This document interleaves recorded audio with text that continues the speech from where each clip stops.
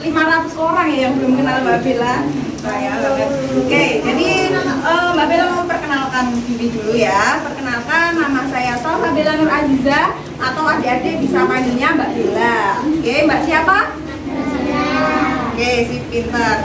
Oke, Mbak Bella ini rumahnya jauh banget ya dari sini, di sebelah sana. Oke, udah tahu rumahnya Mbak Bella? Tahu. Jauh banget kan rumahnya? Jauh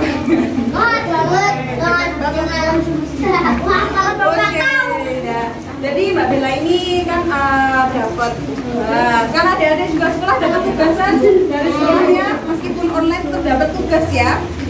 Jadi Mbak Bella juga dapat tugas. Di sini Mbak Bella mau memberi sebuah ilmu, yaitu sebuah cerita atau dongeng. Adik-adik suka dongeng nggak sih? Oke, jadi udah tahu belum Mbak Bella mau cerita apa ini?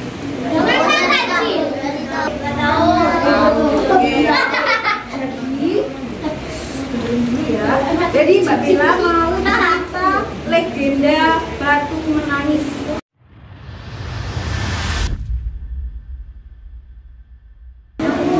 Tahu belum batu menangis? Apa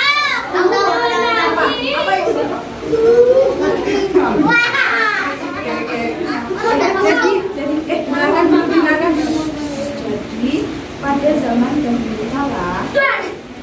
pada zaman dahulu kala itu ada seorang anak gadis cantik banget, terus dia tinggal berdua sama ibunya. Tahu nggak, ibunya itu udah tua banget, dan ibunya udah lelah.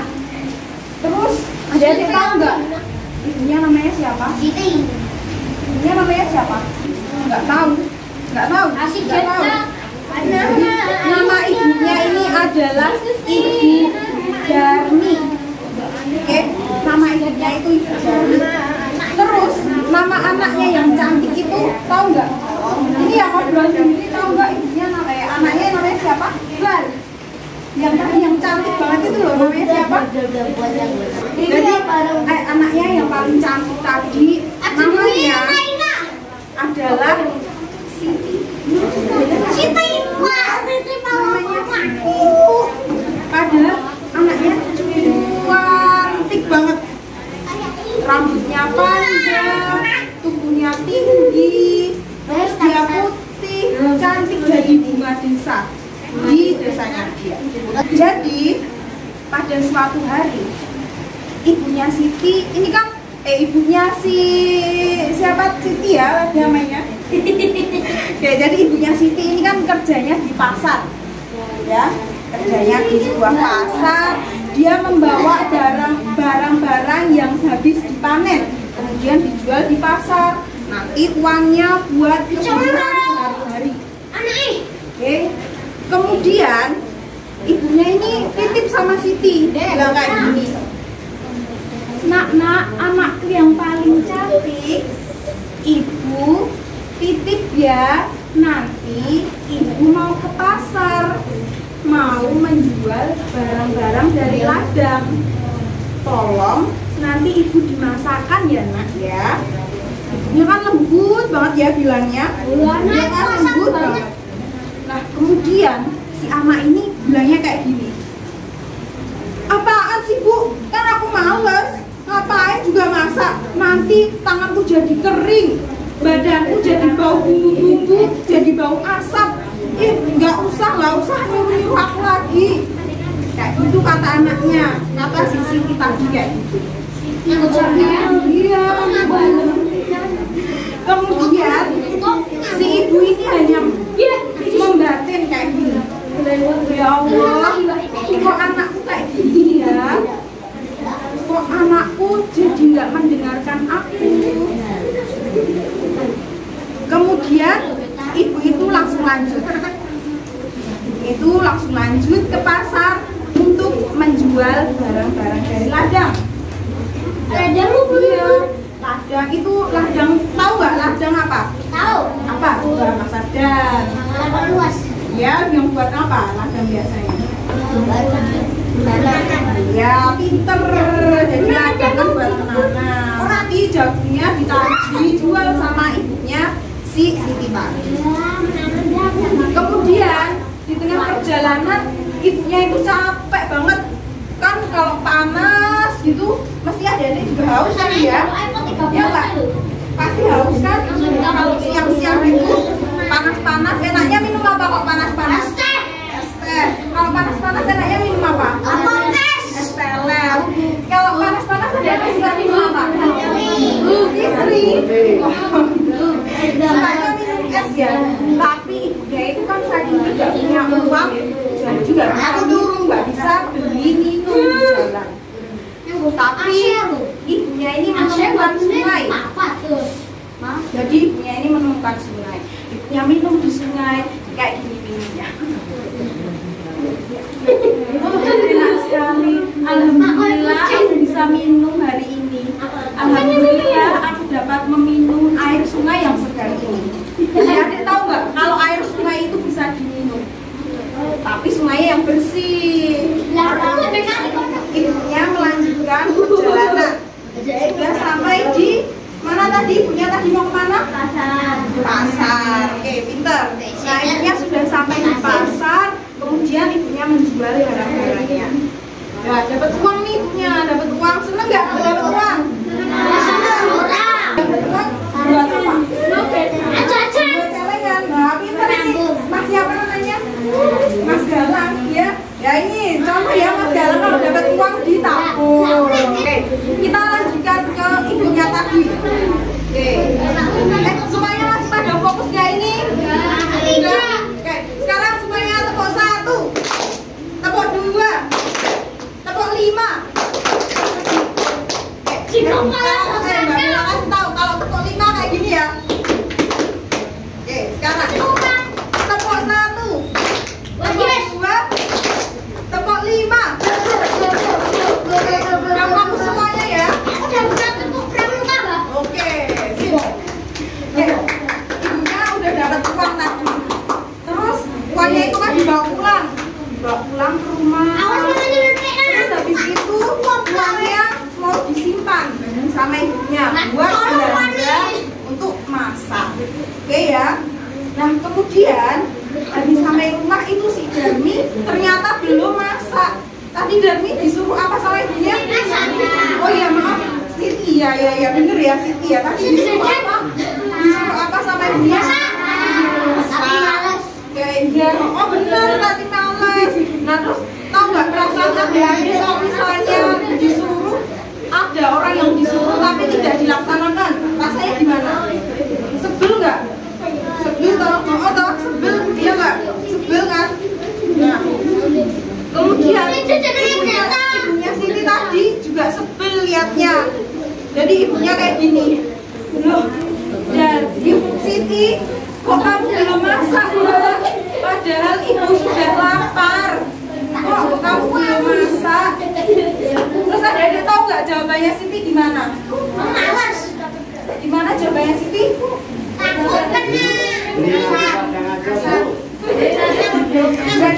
Jawabannya Siti kayak gini. Loh, kenapa aku harus masak? Kan harusnya ibu dari pasar, ya beli makanan dong. Masa aku yang buat suruh masak?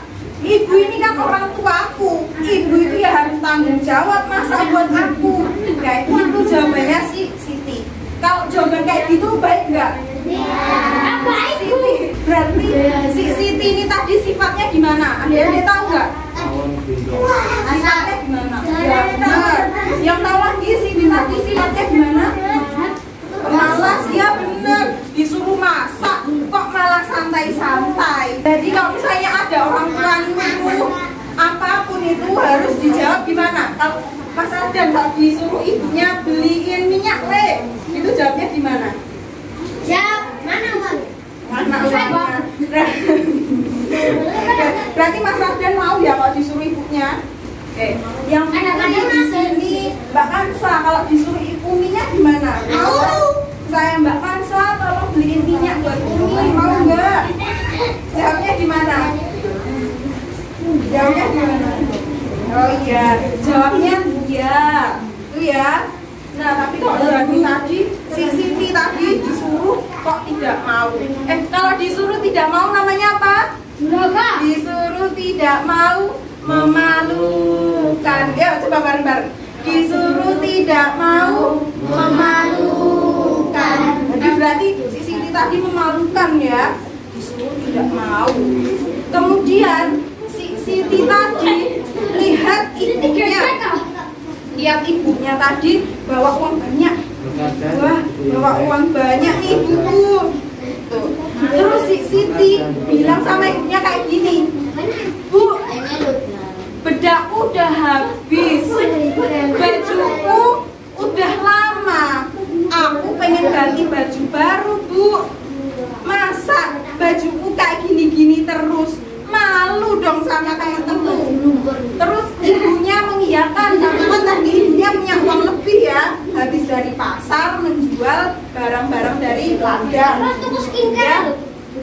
Ya beli skincare ya. Terus habis itu si Siti akhirnya dikabulkan nih permintaannya sama ibunya.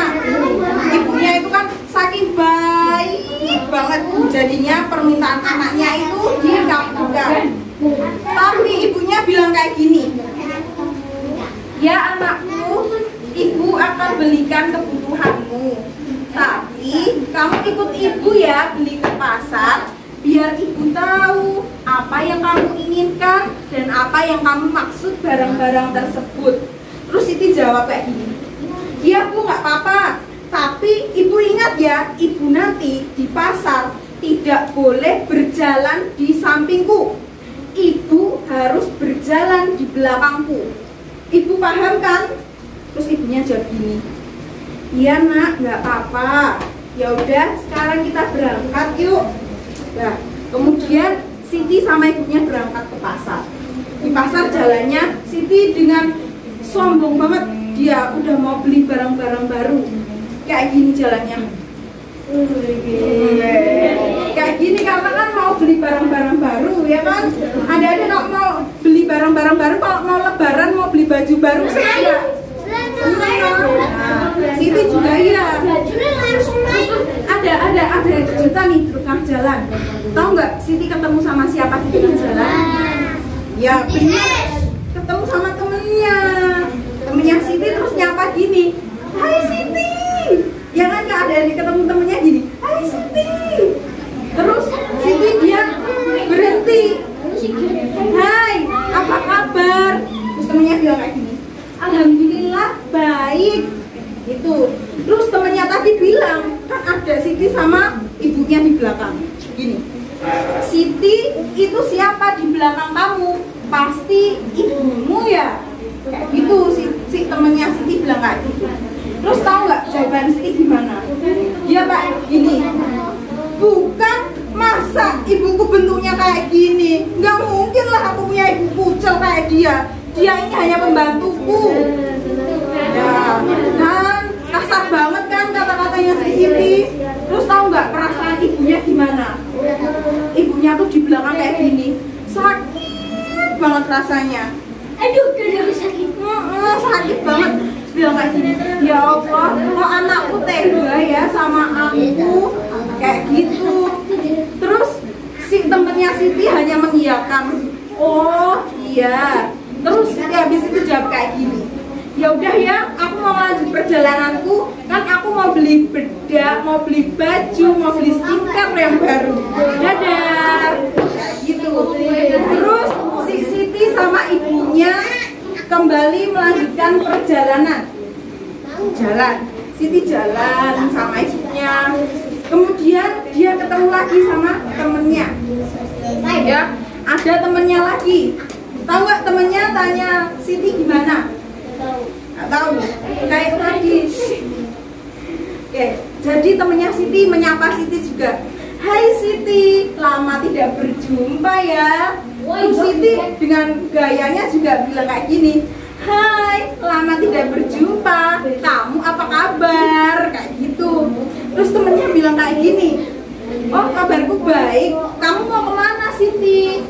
Terus Siti bilang kayak gini, aku mau belanja bedak baru, mau belanja baju baru, mau belanja tas baru, beli skincare. Kalau kamu mau kemana? Terus temennya Siti bilang kayak gini, oh aku cuma mau belanja, aku disuruh ibuku untuk beli sayur mayur. Terus si Siti bilang, oh disuruh ibumu ya, kamu nggak beli baju baru. Terus temennya Siti bilang kayak gini, enggak, karena ibuku membelikan baju baru besok kalau aku sudah mendapatkan peringkat 1 di kelas. Kayak gitu. Kemudian si Siti bilang kayak gini, oh gitu. Terus tahu nggak, temennya Siti tadi juga penasaran sama ibunya. Dia tanya kayak gini, Siti, kamu pergi belanjanya sama siapa itu? Tuh. Terus Siti bilang kayak gini, dia ini pembantuku. Cuma ya, masa ibunya dibilang pembantu? Nggak baik ya, nggak baik ya kalau ibunya dibilang pembantu. Maksudnya bilang kayak gini, bila terus kemana ibumu? Kok kamu nggak belanja sama ibumu? Terus Siti bilang kayak gini, ngapain aku belanja sama ibuku? Ibuku kan sekarang sibuk kerja buat cari uang untuk aku. Ibuku sekarang baru di luar negeri. Bilangnya kayak gitu. Padahal kan ibunya nemenin Siti ya. Ya kan? Tadi ibunya nemenin Siti. Ya. Terus temennya hanya mengiyakan. Oh gitu. Ya udah ya, aku pergi dulu. Terus tahu nggak, ibunya itu di belakangnya Siti, dia udah nangis. Iya, merasa kecewa sama anaknya ya kan ya. Ibunya bilang kayak gini, ya Allah, kok anakku kayak gini ya.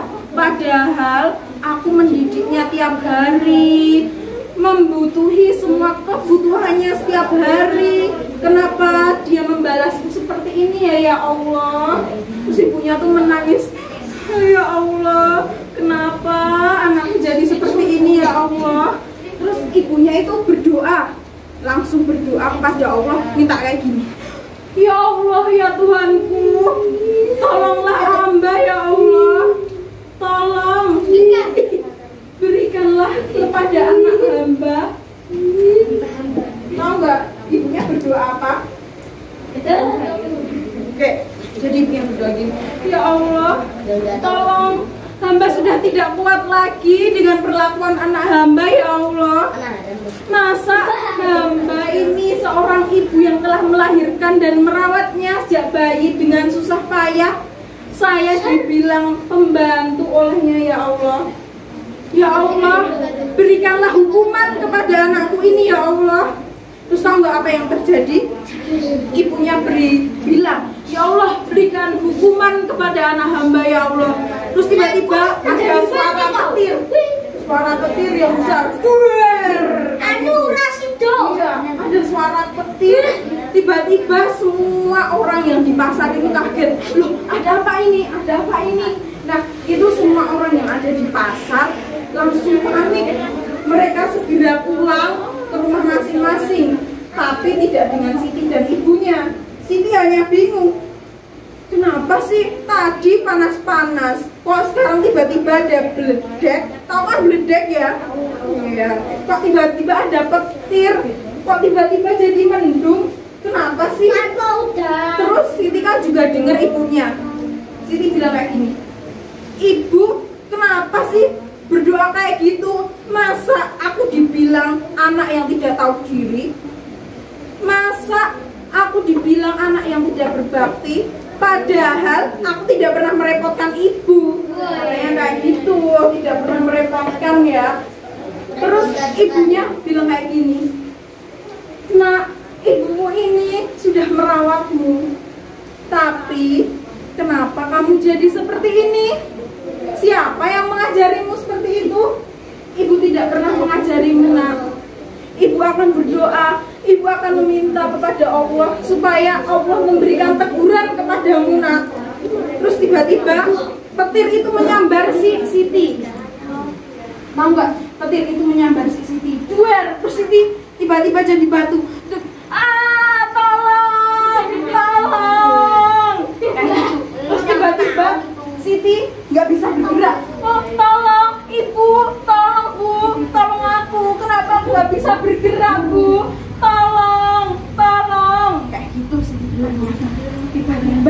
Siti nggak bisa bergerak terus jadi batu.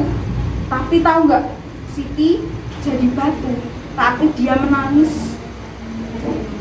Iya, si Siti terus menangis. Hai Bu, maafkan Siti Bu. Siti selama ini salah sama Ibu. Tolong maafkan Siti Bu. Siti nggak mau jadi batu. Maafkan Siti Bu. Terus ibunya ini bilang kayak gini. Itulah hukuman untukmu nak, karena kamu telah berbuat salah kepada ibu. Maafkan ibu juga nak, karena tidak bisa menjadi ibu yang baik untukmu, tidak dapat memenuhi semua kebutuhanmu. Maafkan ibu nak, tapi hanya ini yang bisa ibu lakukan untukmu nak. Kayak gitu. Terus ibunya meninggalkan si Siti dan akhirnya Siti jadi batu. Batu yang menangis. Menangis karena dia menyesal sudah jahat sama ibunya. Dia kan sama ibunya tadi udah jahat, terus dia menangis, terus jadi batunya itu dinamakan batu apa? Batu menangis ya. Jadi seperti itu ya ceritanya adik-adik. Jadi adik-adik tahu nggak kenapa kok Siti bisa jadi batu? Kenapa? Kenapa? Iya karena durhaka. Jadi adik-adik di sini kalau sama orang tuanya itu nggak boleh durhaka ya. Nanti kalau durhaka adik-adik dapat tuh. Jadi kalau durhaka sama ibu itu nanti dapat dosa. Bisa masuk neraka. Terus kalau misalnya sama ibu itu kita harus ngapain? Sama orang tua hormati. Terus apa lagi? Gimana?